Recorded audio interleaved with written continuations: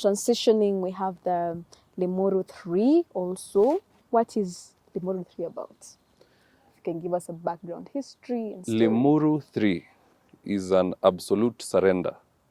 It is Jeremiah Kioni and Martha Karua waving a white flag. The whole intent of Limuru III, if you listened to Martha Karua closely, she said they're having the meeting in which date? Tarehe 10 na Mugwanja. Yes. So she said all Mlima Kenya leaders, the gamer community, will come together. And even DP Rigathi will be invited. What do you think that was all about? Under what circumstance would Martha Karua and Jeremiah Kioni and Maina, the former Mungiki leader, coming together to sit with the Rigathi Gachagua? Under what circumstance? It's because they are cutting deals. These are politicians. One day they're here, one day they are there. And the reason they were looking to meet as a mountain, the mountain community, Mlima Kenya, with DP Rigathi Gachagua was to switch allegiance to UDA. Now, what would prompt that? The reason behind that particular move is Raila's betrayal. Here's what I mean. They've been with Raila in the trenches since they lost in 2022. Maandamano, fundraising for that same maandamano, bailing people out, ensuring wale wamefinywa na serikali, they're taken care of and so on and so forth, galvanizing the masses. And then Raila ran off to vie for the AUC without informing them. If you looked at the cover of Nation, Jeremiah Kioni was talking about that is a family decision. Not a party decision. Not a party, not a coalition decision. We were not informed as Azimio. So after being in the trenches with Raila, he goes off to the AUC. All right? So these guys needed an exit strategy. What next? We are left here with Kalonzo Musyoka, who cannot lead anybody. Amongst us, there is in-house fighting. Everyone is saying, I want to be president. Oh, I'm the one who deputized Raila. There was no longer that. Raila was the engine keeping Azimio together. Minus him, the whole system was crumbling. So the Mlima Kenya faction, they decided, let's have Limuru III. Let's invite DP Rigathi Gachagua. And let's see if we can form some form of armistice. And we sit down and we chat our way forward. Because if you say you are meeting to discuss the issues of Mlima Kenya, who does not know the issues of Mlima Kenya? The illicit brews, the people who are drinking during the day and they can't be productive. It is known. The issue of poor pricing of milk and also the monopoly called Brookside. The issue of kahawa. Those are the issues of Mlima Kenya. There is no other issue that Martha Karua can bring people together to say we are discussing this. So that was their exit strategy. And if you look closely, the moment Limuru 3 ilikuwa imeanza kuiva, it was starting to get heated.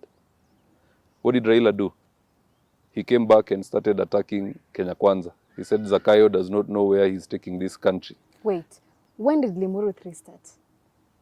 Limuru 3 has not happened. It is happening on the 17th. When was there the concession or the decision to want to start Limuru 3? When Martha Karua went out with that TikTok video? Yes, the masterminds of this particular issue is Martha Karua and Jeremiah Kioni in specific. And they did it after Raila left to go for the AUC. Yes. So this was their exit strategy. And when he saw that, he came back to galvanize the masses. If you remember, for the first time he attacked Ruto since Ruto backed him to become the AUC chair. So that is exactly what Limuru 3 is about. Yes. And is it not, because I think I heard Martha Karua say that Limuru 3 is not a gamer thing. I think I heard her say that it's a nationwide thing. Yes, we can have, maybe we have the whatever, if Luyas are meeting to discuss the issues, Luos, Kalenjins are meeting to discuss the issues, but I could be wrong, but I think she said it's a national, it's more of a national thing.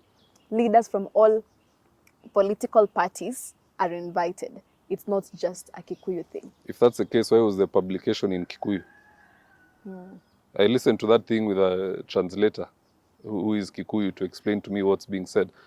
It's as clear as daylight. If I come out and say something in Luya, I'm not talking to, okay, perhaps you might be Luya, but we have here Akisi, my friend Derek. If I say something in Luya, I am not addressing him. But if I speak in Swahili, it is for all of us. So this was, she can't lie to us, it's a national thing and everybody is invited. That's a lie.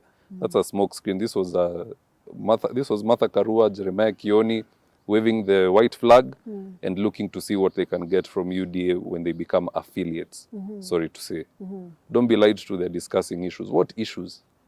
We've laid down their issues. What other issues do they have in Mlima Kenya? There's no leadership wrangles. Rigathi is the de facto leader. Maybe they don't want Rigathi to be. They don't.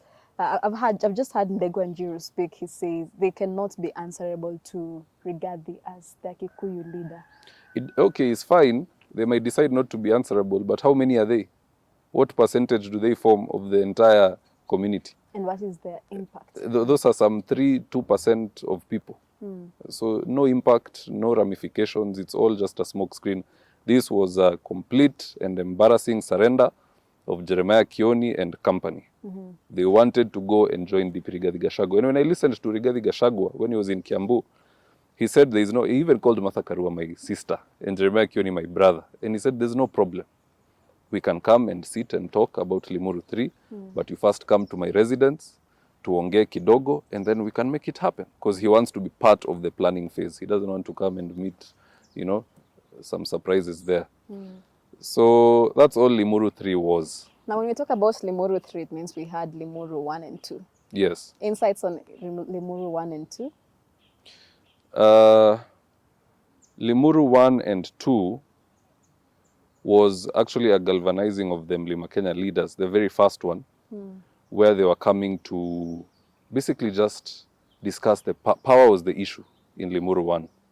They wanted to see who are we going to appoint to lead us as a community. And that was actually the hint. When they talked, they could call this anything else. They could call this the Mlima Kenya 7 meeting or something. The hint was to make it look like they're discussing a power shift. In fact, most of the people in opposition were using this to say, in that meeting, the main purpose of the meeting was to coronate Didi Nyoro as the new leader. You've heard that particular talk? I haven't. Yeah, so there are guys who are saying that the whole point of Limuru 3, because they're putting it in tandem with Limuru 1, where they were discussing power structure, is to a change of guard from Rigathi Gachagua to someone else. So that is the particular history, and that's why they chose to name it Limuru 3. This meeting could have been called anything else. It could even not have a name. It could have just happened in Karen at the DP's residence or Martha Karua's residence. Yes. But Martha stated that it couldn't happen anywhere else because it's a public meeting, and when they ask spaces, they're not denied. Yeah, they're denied access by the government, by the administration, county governments, national government. So they had to make it in Limuru. They had to find a strategic place in Limuru. Yes. And then the other question also is, the other thought is that, so this is just, why is it a tribal thing? I mean, is the politics of Kenya reduced to Kikuyu politics? It is not reduced to Kikuyu politics alone, but people are in their tribal cocoons. Sorry to say, but we have tribes. And if you have tribes, there's going to be some localized form of nationalism, which is basically what some may call tribalism, whereby a community comes together to discuss their issues and propagate, their agenda. But it's okay. Is Natembeya not doing the same thing in Western Kenya? Natembeya is galvanizing Mulembe Nation with his Tawe movement. Tawe movement. Yes. And in the Mlima Kenya region, there's that power play. Rigathi wants to bring people together. So it's not wrong to bring people together. In fact, the rules of politics, if I decide I want to vie for MP, the first step is to call my wife and children and inform them and get them to support me in that particular move. Then you call your relatives.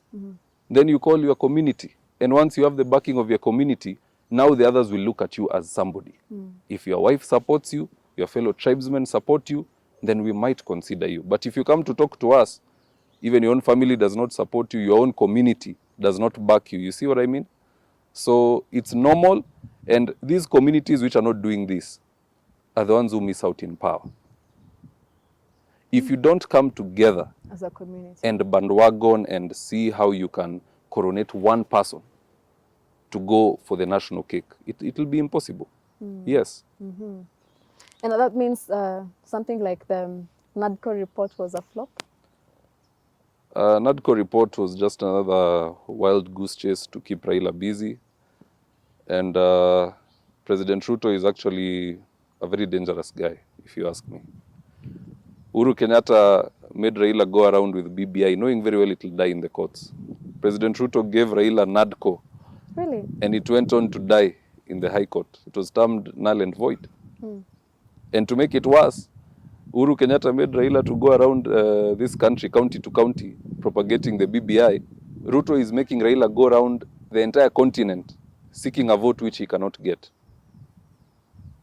Okay? Because as we speak, 20 Islamic states have backed Fauzia, the Somalian candidate. How will Raila raise 2/3, which is required? So President Ruto is just repeating what he learned from his boss, Uhuru Kenyatta, how to waste Raila Odinga's time and keep him busy. Keep him busy chasing something that is not there.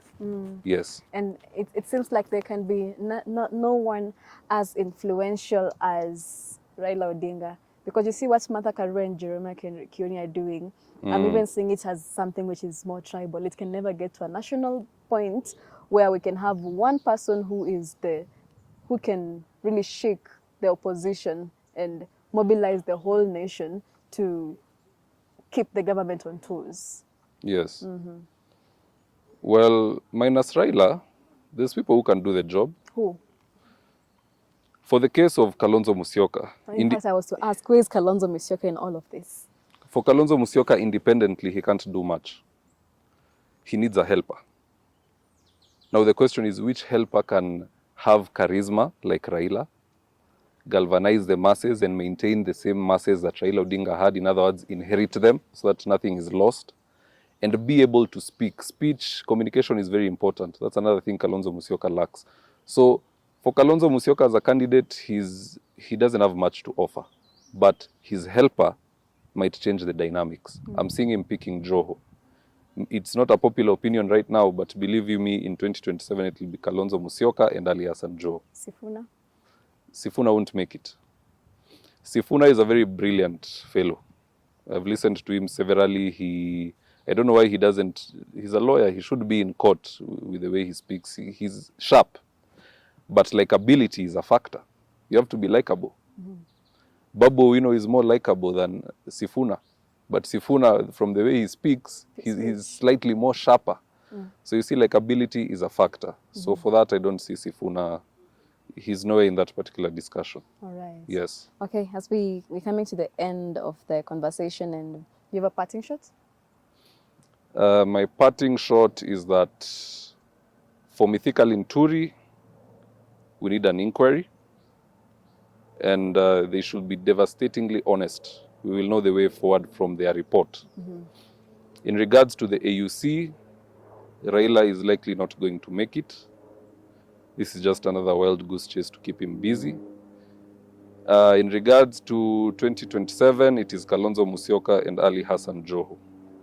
That is my parting shot. And also Limuru III was just it's a surrender. It's an embarrassing surrender to DP Rigathi Gachagua.